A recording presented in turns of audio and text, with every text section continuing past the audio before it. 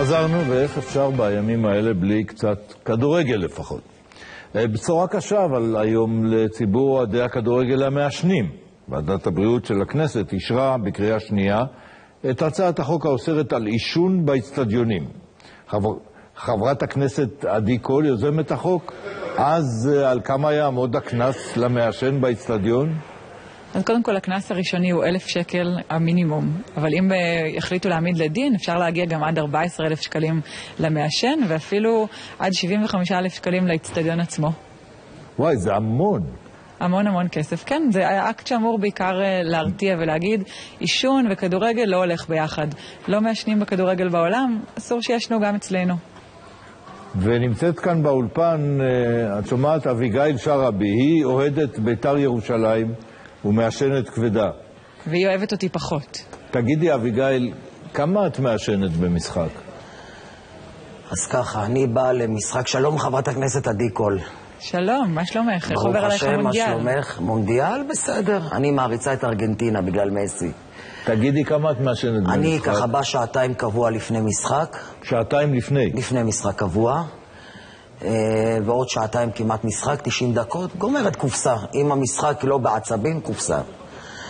עכשיו שתבין, אני לא מתביישת להגיד את זה, היא יודעת את זה גם, אני חולת אסמה. גם חולת אסמה? אני חולת אסמה, אני שותה כדורים, הכל בסדר. ואני בת 48, מעשנת מגיל 21. בסדר, נכון, היו לי מקרים קשים, אבל אני, אתה יודע, עם הסיגרות ממשיכה את החיים שלי. בוא תקשיב, אני אומרת לך את זה, שיתנו לי דוח גם 50,000 ו-60,000 ו-70,000. אני לא אפסיק לעשן, אני מהמקום שלי, אני משנת 92 יושבת בטדי באותו מקום, לא אזוז מהכיסא שלי לרגע.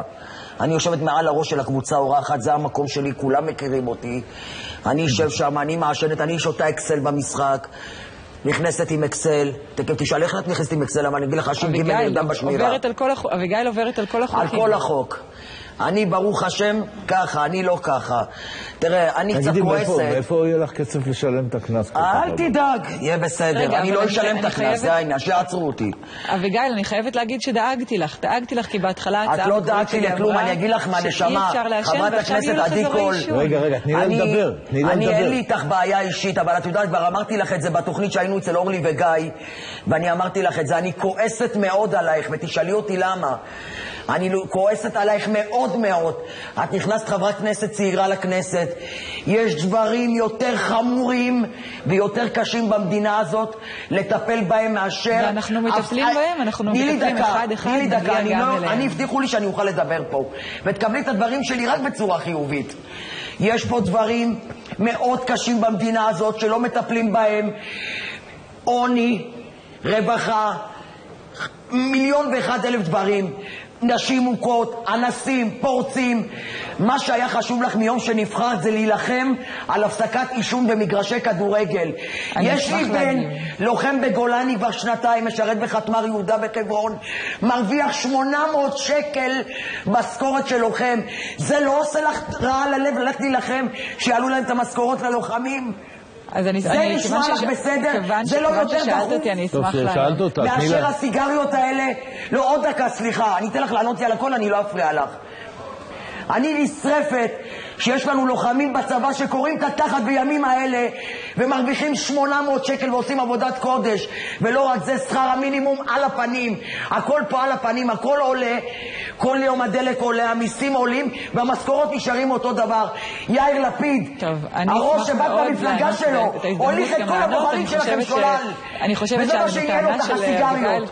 רגע, עכשיו בואו ניתן לך. בבקשה, דברי. אני חושבת שהטענה של אביגיל הובנה. אני מתעסקת בהמון דברים, רק היום התעסקתי בנושא יוקר המחיה, במחירים של מחירי המזון בנתב"ג. אני עושה את זה, אני יושבת ראש הוועדה לפניות הציבור, ואני נהנית לצרכי הציבור. אני פנה אליי אוהד, אביגיל היא לא האוהדת היחידה, למרות שהיא היחידה שמופיעה בתקשורת. פנה אליי אוהד שאמר שהוא מגיע למשחק הכדורגל ויוצא מריח כמו מאפרה.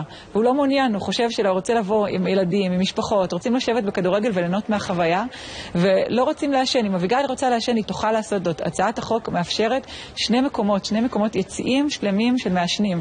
אם המעשנים רוצים לעשן, שישבו אחד ליד השני וישנו את עצמם לדעת. אנחנו מנסים להגן על הציבור, על המעשנים הפסיביים, ואתם יודעים מה? גם להגן על שחקני הכדורגל. שחקני הכדורגל ביקשו לי, ממני, אמרו, 90 דקות אנחנו רוצים על המגרש, אנחנו לא יכולים לסבול את הריח שיש עולה מהיציאים.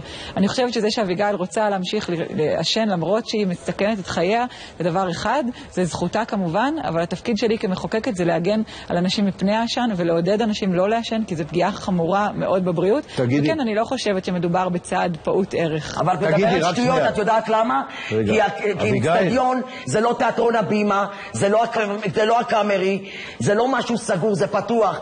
ואני שאלתי את רוב השחקני כדורגל, בואי, אני מוכנה להביא על חשבוני מחר את דוקטור מינה צמח, לעשות לך סקר, 80% מאוהדי הכדורגל מעשנים במגרשים. 80%. עשיתי לך סטטיסטיקה. אנחנו מיד... איך העשן שלי בדיוק מגיע לשוער? אוי, באמת, אביגיל, רק סליחה. חברת הכנסת עדי קול, מותר לי גם לשאול שאלה? אנחנו נשמח אם תשאל שאלה. איך זה בעולם, חברת הכנסת עדי קול, באצטדיונים, באנגליה, באירופה? באנגליה לא מעשנים. אסור לעשן. לא מעשנים. אסור לעשן באצטדיונים. אני אתן לך דוגמה, גם בישראל התקיימה אליפות אירופה לנבחרות צעירות, גם אז לא ישנו. אמרו, אנחנו הולכים על התקן האירופי ואנחנו לא מעשנים. במונדיאל לא מעשנים. אנחנו מציבים את המצב למצב בעולם. תשמע, זה נשמע היום נורא קשה, אבל פעם אמרו שלא נעשן במטוסים וחשבו שזה קטסטרופה. אמרו שלא נעשן בתחנות רכבת, נמצאות גם בחוץ, חשבו שזה קטסטרופה, והיום אף אחד לא מעשן שם. אני חושבת שזה תהליך חינוכי, ואני מקווה שגם אביגיל תעבור אותו. שלא לדבר על זה שזה גם תהליך בריאותי, כמובן. נכון, מאוד מאוד חשוב. אני הייתי שמחה אם אביגיל הייתה מעשנת. את משווה את הכדורגל בארץ לאירופה? במה את משווה אותו בדיוק? בואי, אני אשמח לשמוע ממך במשפט אחד. במה אנחנו דומים לאירופה? מעניין אותי לדעת. אני הולך לכדורגל למעלה מ-30 שנה, עוד לא ראיתי משהו דומה בארץ לאירופה. בואי, מה דומה פה? קודם כל נתחיל עם הכדורגל, ואולי אחר כך נתחיל עם האישון, ואולי אחר כך גם רמת הכדורגל שלנו תהיה דומה לאירופה. באמת. גבירותיי. צחוק מהעבודה, ואני אומרת לכם, הסיגריות האלה, עד יום מותי, את ההספדים שלי גם בטדי יעשו עם הסיגריות.